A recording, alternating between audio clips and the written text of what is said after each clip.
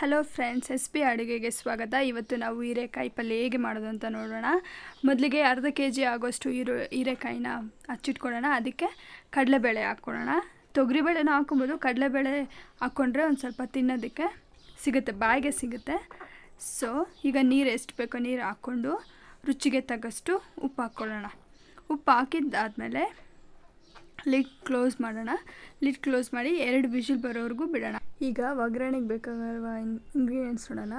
ಮೊದಲಿಗೆ ಮೆಣಸಿನ್ಕಾಯಿ, ಈರುಳ್ಳಿ, ಕರಿಬೇವಿನ ಸೊಪ್ಪು ಮತ್ತು ಸಾಸಿವೆ. ಓಕೆ. ಈಗ ನೋಡಿ ಬೆಂದಿದೆ, ಹೀರೆಕಾಯಿ ಮತ್ತು ಕಡಲೆಬೇಳೆ ಬೆಂದಿದೆ ನೋಡಿ, ತುಂಬ ಚೆನ್ನಾಗಿ ಬೆಂದಿದೆ. ಪ್ಲೀಸ್ ಫ್ರೆಂಡ್ಸ್, ಸಬ್ಸ್ಕ್ರೈಬ್ ಮಾಡೋದು ಮರಿಬೇಡಿ, ಹಾಗೆ ಲೈಕ್ ಮತ್ತು ಶೇರ್ ಮಾಡೋದು ಕೂಡ ಮರಿಬೇಡಿ. ನೋಡಿ ಫ್ರೆಂಡ್ಸ್, ಚೆನ್ನಾಗಿ ಬೆಂದಿದೆ ಅಲ್ವಾ? ಈಗ ಇದನ್ನು ಸೊಪ್ಪು ಬಗ್ಸ್ತೀರಲ್ಲ, ಅದಕ್ಕೆ ಬಗ್ಸ್ಕೊಳ್ಳೋಣ.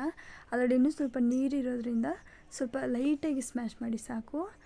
ಸ್ಮ್ಯಾಶ್ ಮಾಡಿದ ನಂತರ ಒಂದು ಬಾಣಲೆ ಇಟ್ಕೊಂಡು ಅದಕ್ಕೆ ಸ್ವಲ್ಪ ಎಣ್ಣೆ ಹಾಕ್ಕೊಳ್ಳೋಣ.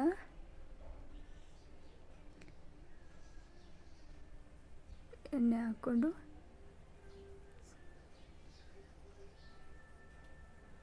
ನೋಡಿ, ಸಾಸಿವೆ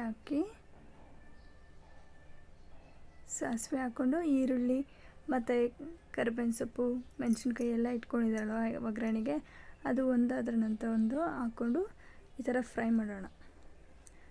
ಈರುಳ್ಳಿ ಒಂದು ಸ್ವಲ್ಪ ಕೆಂಪಗಾಗೋವರೆಗೂ ಫ್ರೈ ಮಾಡಿಕೊಂಡು ಅದಕ್ಕೆ ನಾವು ಬೇಯಿಸಿಟ್ಕೊಂಡಿರ್ತೀರಲ್ವ ಅದನ್ನು, ಹೀರೆಕಾಯಿ ಬೇಯಿಸಿಟ್ಕೊಂಡಿರೋದನ್ನು ಅದಕ್ಕೆ ಹಾಕ್ಕೊಳ್ಬೇಕಾಗತ್ತೆ. ಫ್ರೆಂಡ್ಸ್, ಇದನ್ನು ನೀವು ಮಾಡಿ ನೋಡಿ ಎಷ್ಟು ಚೆನ್ನಾಗಿರುತ್ತೆ ಅಂತ.